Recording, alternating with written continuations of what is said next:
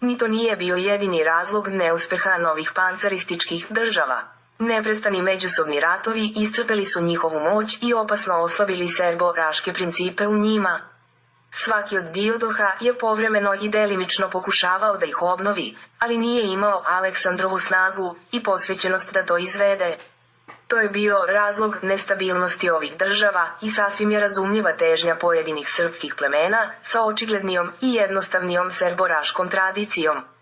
Ova plemena su težila stvaranju ili obnovi nacionalnih serbo-raških država, koje će ujedno biti i države njihovog narodnog jedinstva. Ovde ne treba osuditi politiku pancarstva kao takvu, nego način na koji je ona vođena posle smrti Aleksandra Velikog. Aleksandrova smrt je presekla proces stvaranja pancarstva sa jasnom ulogom serboraške tradicije i sa uvažavanjem drugih kultura i naroda. Njegovi naslednici nisu imali njegovu široku viziju i u međusobnoj borbi su postepeno gubili svoju moć, uključujući i vojnu. Jednostavna analiza toga bojeva u vreme ratova diodoha pokazuju da je u vojsci postepeno nestajao izvorni serbo-raški princip. Vojske više nisu bile prirodni zaštitnici naroda i države, već su postajale ratničke horde bez jasnog cilja.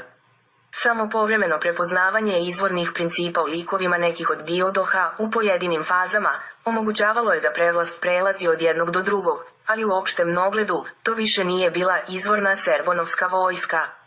Serbo-raška plemena severno od Makedonije su zadržala izvorne karakteristike i pokazivaće ih još vekovima, a to će davati ton istorijskim procesima. Jedna nova pobuna u Beotiji, kao i Purov pokret sa vojskom prema njoj, nateraše Dimitrija da prekine posedanje Mezije. Kada je došao u Beotiju, našao je pobunu ugušenu od strane svog sina Antigona i zaveden red svuda, osim u Tebi. Ova pobuna i Purov pokret s vojskom su izvršeni prema nalogu Ptolomejevom, koji je time ometao Dimitrija da posedne Meziju. Dimitrije ostavi sina Antigona da opseda Tebu, a on pođe protiv Pura, kojim se nalazio na zapadnoj grananci Tesalije. Puro se povuče bez borbe, a Dimitrije se vrati natrag pod Tebu, ostavljajući 11.000 vojnika u Tesaliji, da bi onemogućio novi Purov upad. Ponovo je Dimitrije napravio ogromne orkijske sprave i čuvenu pokretnu kulu. Prilikom napada, ranjen je strelom u vrat, jer se izlagao opasnostima bez imalo opreznosti i to ga natera na privremeno mirovanje. Tebanci su se ponovo predali, da bi poštedeli svoj grad od razaranja. Za vreme dok je uvođen red u Grčkoj, Lizimah se vratio iz zarobljeništva i Dimitrije konačno odustade od posedanja Mezije, 291. godine pre Hrista. U samoj Makedoniji se osjećalo veliko nezadovoljstvo zbog Dimitrijevih polumera i nespretnosti. On, ne samo što nije uspeo da pripoji Meziju, nego nije povratio ni oblasti koje je Puro držao, na granici između Makedonije i Epira. U odnosu na severna serbo-raška plemena, Dimitrije nije ništa postigao, a bez njih i Mezije, makedonska carevina, nije mnogo značila, niti je bila u stanju da preduzme bilo kakav veći poduhvat. Što je još gore, Puro je sklopio savez sa severnim serbo-raškim vladarima i učvrstio ga bračnim vezama. Njegove rodbinske i prijateljske veze sa Zećanima bile su već dobro poznate, a sada je uspeo da te veze proširi na Ante i Pelone. Tom prilikom oženio se sa još dve žene, Birkenom, kćerkom Antskog kralja Vardila II i kćerkom Pelonskog kralja, čije nam ime nije poznato. Purova žena Lanasa, kćerka Agatokla od Sirakuze, nije se mirila sa ovim Purovim višeženstvom i povukla se na krv, koji joj je otac dao u miraz.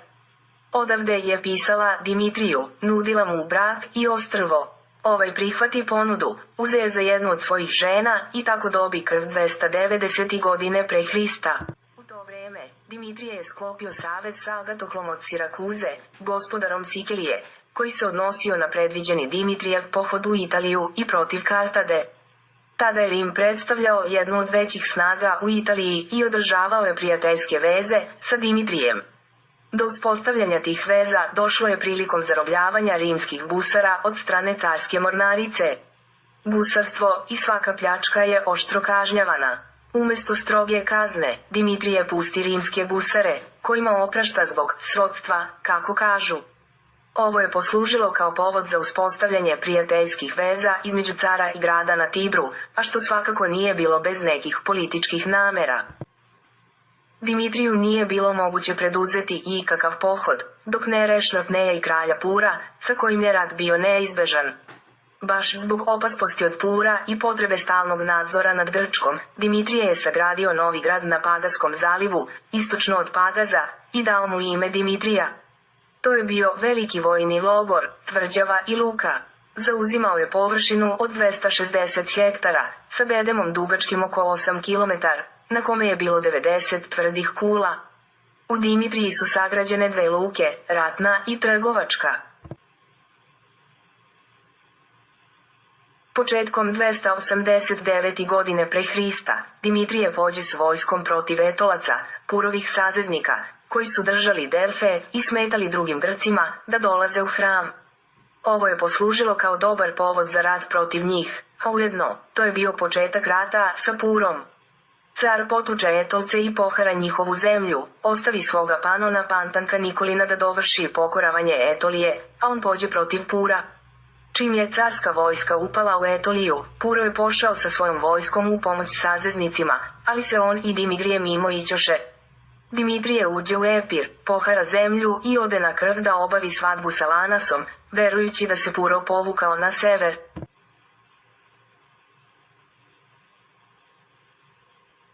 Puro je stigao u Etoliju i tamo se sudario sa Pantankom. 2 vojske se postrojiše za bitku sa istim poletom i borba poče. Pantanko je bio poznati ratnik, retke hrabrosti i telesne snage. Pozvao je Pura na dvoboj i tražio ga po bojištu. Ovaj je bio isto tako obdaren snagom i hrabrošću i izađe mu na dvoboj. 2 vojske stadoše da gledadu borbu ova 2 diva, koji u prvome sudaru polomiše Sarise i nastaviše borbu mačevima. Paš on rani kralja u ruku, a ovaj njega u kuk, ali nastaviše borbu. Puro uspe da mu zada i drugu ranu u vrat i Pantanko pade s konja. Priskočiše njegovi vojnici i izneše ga sa bojišta. Rana je bila smrtonosna i Pantanko je ubrzo umro. Njegova vojska je ostala bez zapovednika, razbijena i 5000 vojnika pade u zarobljeništvo. Sve i da Pantanko nije poginuo, teško je verovati da bi se njegova vojska mogla uspešno boriti protiv dalekobrojnije Purove vojske. Dimitrije se vraćao za Makedoniju, a Puro za Epir, u nadi da će se sa njim sukobiti, ali se ni ovog puta ne sretoše. Ovakav ishod rata bio je porazan i sa teškim posljedicama po Dimitrija. Niko više nije gledao u njemu čoveka, koji će uspeti da obnovi Aleksandrovo carstvo. Istovremeno, Puro je mnogo dobio u ugledu i o njemu se pohvalno govorilo i u Dimitrijevoj vojsci, tako da se može reći da su orlu tada porasla krila. Puro ih je i po samom izgledu podsjećao na Aleksandra Velikog i što je deštrije više gubio u ugalstu, to je Puro više dobijao.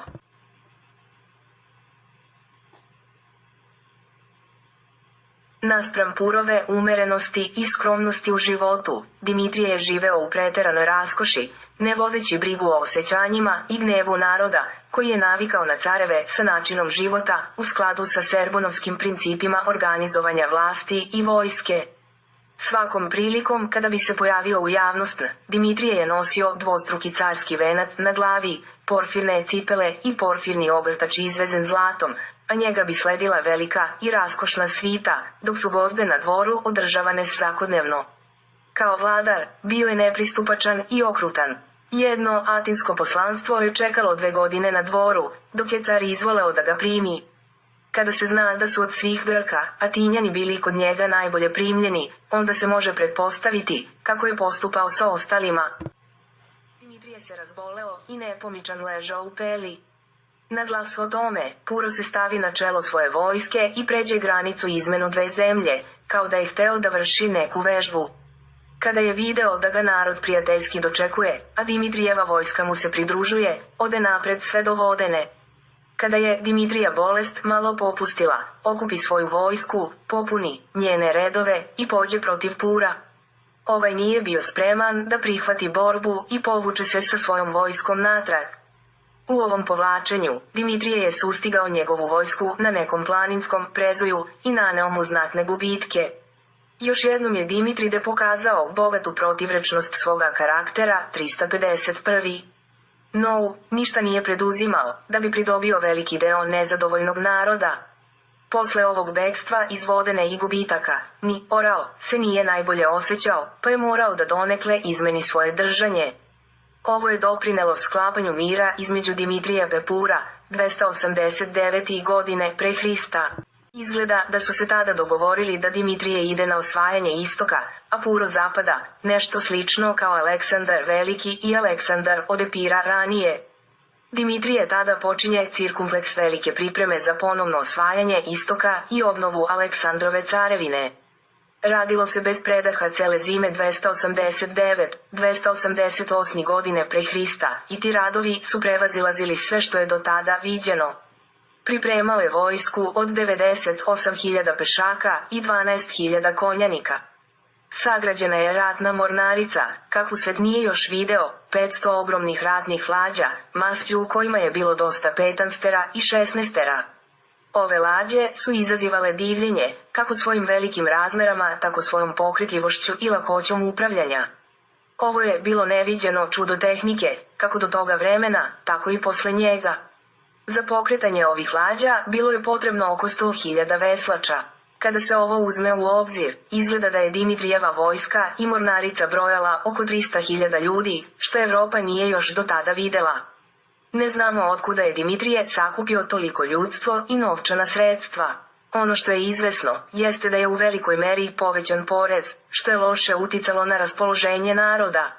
Velike novčane dažbine i uzimanje u vojsku i mornaricu celokupnog sposobnog ljudstva izazvaše ogorčenje u narodu, koji je samo čekao priliku da ispolji svoje nazadovoljstvo, a o čemu, izgleda, Dimitrije nije vodio mnogo računa. U toku 288. godine pre Hrista, raširiše se glasovi o neviđenim ratnim pripremama cara Dimitrija, što zadade velike brige drugoj trojici careva. Otimajući njegove ranije posede na istoku i bez objave rata, sva trojica su se sada našla pogođena novom opasnošću. Znali su vrlo dobro, da ako Dimitrije pođe u pohod sa tolikom silom, nijedan od njih neće moći sa uspehom da pruži otpor, ni na kopnu, ni na moru. Lizimah je bio prvi na udaru, a zatim Seleuk. Ptolomej se sada osjećao ugroženim više nego ikad ranije, jer napad na Misir ovoga puta ne bi išao kroz pustinju na istoku, nego se mora, pravo na Aleksandriju.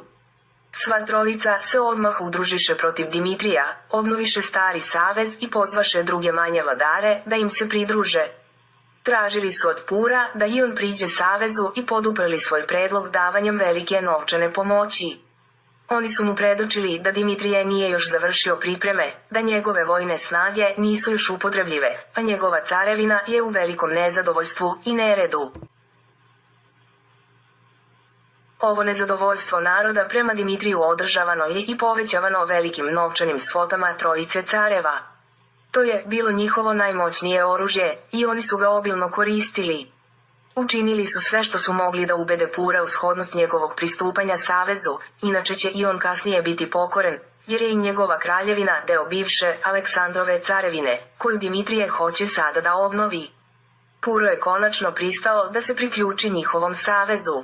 Od prvorazrednog značaja za saveznike bilo je da počnu rat pre nego Dimitrije završi svoje pripreme i da ga napadnu u samoj njegovoj carevini. Zato je rat počeo u proleće 288. godine pre Hrista, pre nego što je Dimitrije predvideo. On je bio zauzet oko pripremanja svoje mornarice, kada mu stiže vest da se velika misirska flota pojavila u grčkim vodama i prouzrokovala svuda pobunu Grka. Istovremeno, Lizimah je nastupao sa jednom vojskom prema severnim pokrajinama Makedonije. Puro je sa svojom vojskom nastupao sa zapada, a misirska mornarica je napadala ostrva na Pelagu. Dimitrije posla sina Antigona u Grčku, a on lično pođe protiv Lizimaha. Tek što je otišao na severoistok, primio je izveštaj o Purovom upadu u Makedoniju, o zauzimavu grada Bera i približavanju Peli. Zbog Purovog upada, Dimitrije je morao da se vraća natrag. Dve vojske su logorovale jedna naspram druge i sve veći broj građana i vojnika je dolazio da vidi Pura. Kada se on pojavi u svojoj odeždi i sa šlemom na glavi, zakićenim hrastovim lišćem, svi staviše hrastovo lišće na svoje šlemove i prolazeći u velikom broju ispred njega, pozdraviše ga kao svoga novog cara. To je uzelo tolikog maha, da je Dimitrije ostao bez vojske, i kada je uvideo kakvo je raspoloženje vojske i naroda, skinuo je sa sebe carsku odeždu i pobegao u grad Kasandriju. Tako je Dimitrije izgubio rat 287. godine pre Hrista, pre nego što je imao prilike da se bori. Dimitrije je otplovio iz Kasandrije za Grčku, a njegova žena Fila nije htela da ga sledi, niti je više imala volje za život, te je izvršila samoubistvo u Kasandriji. Na jednom mešovitom skupu vojske i naroda, Puro je proglašen za cara Makedonije. Malo potom stiže Lizimah i zatraži podelu Makedonije, iznoseći da je obaranje Dimitrija njihovo zajedničko delo. Puro prista na nagodbu i ustupi Lizimahu dolinu reke Meste 357. Preživeli Kasandrov snr i Lizimahov zet Antipa, pobunio se je protiv svoga tasta i bio je od njega ubijen. Sa njim je se ugasila dinastija Palijura. Dimitrijev, sin Antigon, je uspeo da održi pod svojom upravom posade po grčkim gradovima i da osujeti namere pobunjenika. Pošao je u pomoć ocu i kada je stigao u Tesaliju, saznao je šta se desilo i da je Makedonija izgubljena. Nije mu preostalo drugo, nego da nastoji održati se u Grčkoj, gde mu se pridruži i nesrećni Dimitrije. Vest od Išvrije Pompadu ohrabri Grke i u Atini dođe do pobune i napada na serborašku posadu, koju uspeše da potisnu iz grada. Kada saznaše da Dimitrije ide protiv Atine sa 10.000 vojnika, uhvati ih veliki strah i počeše na sve strane tražiti pomoć. Njihovi poslanici su stigli čak kod Spartaka, kralja Vospora Kimerskog, i kod serboraških vladara u Podunavlju. Od Spartaka su dobili 15.000 melima žita kao pomoć i od jednog serboraškog vladara iz Pomoravlja 7.500 melima. Od svih vladara, koje su pozvali u pomoć, jedino ih je Puro mogao spasiti, jer je Dimitrije počeo opsedanje Atine. Purode došao sa vojskom na Atik i to natera Dimitrija da prekine opsadu. Pošto je ušao u Atinu i prineo trebu bogovima, Puro je sklopio tajni ugovor sa Dimitrijem, čije odredbe Atinjani nisu znali. Izgleda da je prema ovom tajnom ugovoru Puru priznato pravo na Makedoniju, a Dimitriju na posede u Grčkoj, osim Atine, kojoj daduše neku nezavisnost. Posle ovoga, Dimitrije ostavi svoga sina Antigona u Grčkoj, a on se ukrca sa 11.000 vojnika na lađe i otplovi prema Maloj Aziji, krajem 28. godine, pre Hrista, da ponovo iskuša ratnu sreću. Doplovio je do Mileta, koji je tada držala Tolomejeva žena Evridika, sestra Filina, zajedno sa svojom kćerkom Tolomajom. Carica je napustila Aleksandriju zbog porodične nesloge i živela je u Miletu, koji joj je Tolomej dao u lični posed. Evridika primi Dimitrija u grad i on se oženi njenom kćerkom Tolomajom, sa kojom je bio od ranije veren. Sa ovom ženom, Dimitrije je imao sina Dimitrija, kojeg su kasnije zvali Dimitrije Lepi. Dimitrije počeo osvajanje Ljudeje i Karije, u kojima je Lizimahova vlast bila vrlo omrznuta. Zauzeo je više gradova, među kojima i Sard. Lizimah posla protiv Dimitrija veliku vojsku, na čelu sa svojim sinom Dragoslavom Agatoklom. Sa svojom malom vojskom, Dimitrije nije mogao da prihvati bitku, nego se, u očekivanju neke povoljne prilike, povlačio prema Frigiji. Dragoslav Agatokle je sledio u stopu Dimitrija i naterao ga da se povlači prema jugu. Pošto mu je onemogućeno redovno snabdevanje u zemljama gde se nalazio, Dimitrijeva vojska je oskudevala u namirnicama, pogotovo što je i zima bila na pomolu. Da bi nesreća bila još veća, pojavila se kuga u njegovoj vojsci i pokusila 8.000 vojnika. Ovo je Dimitriju uništilo svaku nadu na uspeh i dovelo ga u potpuno bezizlazan položaj. Sa opomalo vojske što mu je preostalo, Dimitrije je morao da se povlači preko Tavora i uđe u Seleukove posede. Pokušao je da izađe iz Kilikije, ali njegov protivnik je zaposeo sve klance i onemo jedan učio mu povlačenje na sever ili zapad. Nije mu ništa drugo preostalo, nego da moli milost od Seleuka. Ovaj se sažali na tako izuzetnog čoveka sa toliko nesrećnom sudbinom i naredi svojim stratezima da ga snabdevaju svim potrebnim namirnicama, njega lično i njegovu preživelu vojsku. Seleuk je pošao prema Kilikiji na čelu vojske, da bi na licu mesta rešio ovo pitanje. Dimitrije je ovo procenio kao pripremu za njegovo uništenje i povuče se na planinu Tavor. Tražio je od Seleuka slobodan prolaz, da bi mogao otići kod nekog stranog naroda i tamo osnovati svoju novu državu. Seleuk nije prihvatio ovu njegovu molbu, nego je tražio da se Dimitrije povinuje njegovim zahtevima. Ovaj nije hteo nipošto da se pokori Seleuku, nego je sa svojim četama pobeđivao i razgonio njegove posade i tako stigao do klanaca, koji vode u Siriju. Potukao je Seleukove odrede i poseo ove klance. Postignuti uspesi sa malom vojskom dali su mu novu nadu. Ovaj Dimitrijev četnički način ratovanja zadao je Seleuku mnogo briga, jer njegova velika vojska nije mogla lako izaći na kraj sa ovim malim i pokretnim četama na planinskim predelima. Ponovo je Dimitriju sreća okrenula leđa i kad je trebalo najviše da radi, pao je bolestan i ostao 40 dana u postelji. Za to vreme nastao je veliki nered i rasulo u njegovoj vojsci, zbog čega veći broj njegovih vojnika priđe Seleuku. Pošto je ozdravio, u maju 286. godine pre Hrista Dimitrije je nastavio borbu i sa ono malo preostale vojske uspeo je da se probije u Siriju.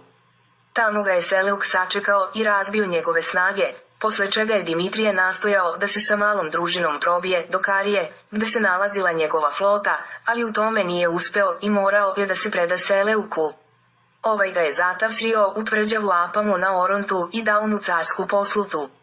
Pa ni tada Dimitrije nije gubio nadu, očekivao je sukob između Seleuka i Lizimaha, koji je već bio na pomolu, ili dolazentka Seleukovog sina Antioha iz istočnih zemalja, pomoću koga bi se izvukao iz zatvora. Naime, Antioh je od 293. godine pre Hrista bio oženjen Dimitrijevom kćerkom Stratonikom, koja je prvobitno data Seleuku, pa pošto je bila suviše mlada za njega, on je prepustio svome sinu Antiohu, koji se u nju zaljubio. U odnosima među saveznicima bilo je se već dosta mutnih oblaka. Aizimah je nagovorio Pura da preotme Tesaliju od Antigona Dimitrijevog i u tome cilju izazvao je pobunu u Tesaliji. Tako je Antigon izgubio celu Tesaliju, osim tvrdog grada Dimitrije. Ovim je Puro prekršio ugovor sa Filipovićima, na koji se bio zakleo. Lizimahu je bilo stalo jedino do toga, da gurne Pura protiv Antigona i da iskoristi taj povoljan trenutak za posjedanje Makedonije. Preko svojih prijatelja razvio je veliku propagandu u Makedonije za sebe i svoga sina, govoreći da je i kralj Dardanije uz njega. Radi se o vrlo moćnom kralju Mutilu, kojega spominju, čas kao kralja Dardanije, a čas kao kralja Ilirije. On je tada vladao u Gornjem Povardarju, Pomoravlju i današnjem Kosovu polju i Starome Rasu. O njemu će biti još reči malo kasnije. Mi ne znamo koliko je ova Lizimahova propaganda bila tačna, ali je izvesno da je Puro u mnogome vojnički zavisio od pomoći Zeđana, Anta i Dardana. Pošto je Puro preotimanjem Tesalije raskinuo prijateljstvo i sa Antigonom Dimitrijevim, našao se potpuno usamljen. Lizimah je to odmah iskoristio i dok se Puro nalazio sa svojom vojskom na planinskim predelima kod Vodene, jednom velikom vojskom mu je presekao sve veze i onemogućio snabdevanje. Istovremeno, nastojao je da pridobije uticajne ljude u Makedonije i vodio pregovore sa svakim posebno. Zatim je uložio velike količine novca radi pridobijanja naroda. Purove vojne snage nisu bile dovoljno brojne naspram Lizimahovih i morao je da se povlači prema Epiru. Ponudio je savez sa Antigonu Dimitrijevom protiv Lizimaha.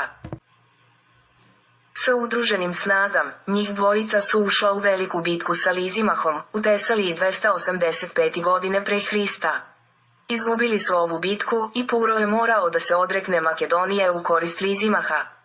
Ovo Lizimahovo širenje je brinulo Seleuka, pogotovo što mu se Puro i Antigon nisu mogli uspešno suprotstaviti i on je sada smatran za glavnu opasnost. Mnogi su tražili od Seleuka da oslobodi Dimitrija, da ga snabde izvesnom vojnom snagom i pošalje u Evropu protiv Lizimaha. Izgleda da su čak Ptolomej Lagić i Puro podržavali taj predlog. Antigon Dimitrijev se nudno zatalca, ako Seleuk pristane da oslobodi njegovog oca.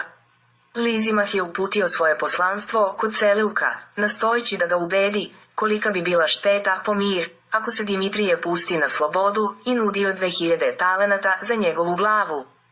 Seleuk je oterao Lizimahovo poslanstvo, kao nedostojne predstavnike nedostojnog gospodara. Se očekivalo da će osloboditi Dimitrija, on se odlučio na njegovo stalno zatočenje. Dimitrije je tada izgubio svaku nadu u oslobođenje i pismeno je odredio svoga sina Antigona za naslednika. Ubrzo se razboleo i posle 3 godine zatočeništva, umro je u svojoj 54. godini života, 283. godine pre Hrista. Seleuk se kajao što ga nije oslobodio, jer su ga sada svi optuživali, zbog Dimitrijeve prerane smrti. Dimitrijevo telo je spaljeno, prah stavljen u zlatnu urnu i predat, uz velike počasti, njegovom sinu Antigonu. Ovaj je došao sa ratnom flotom da primi posmrtne ostatke svoga oca, koji je svečano otpratio do grada Dimitrije. Dimitrije je bio car Makedonije od 294. 288. godine pre Hrista, a poslednje godine života su mu protekle u bezuspešnim pokušajima da povrati vlast. Posle Aleksandra Velikog, car Makedonije Dimitrije je najizuzetnija ličnost u ovome razdoblju serbo-raške istorije. On je bio oličenje jednoga vremena, pola veka posle smrti Aleksandra Velikog.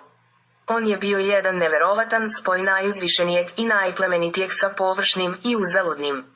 Njegov život je bio pun brzih i neverovatnih obrta, u kojima je čudna igra sudbine bacala moćne i silne do najdublje provalije i debza od cirkumfleksih do najviših visina. U Dimitriju se nalazilo ovaploćen i evsrovatne darovitosti i preduzimljivosti, kakva je krasila serbonovske serbo-raške velikane.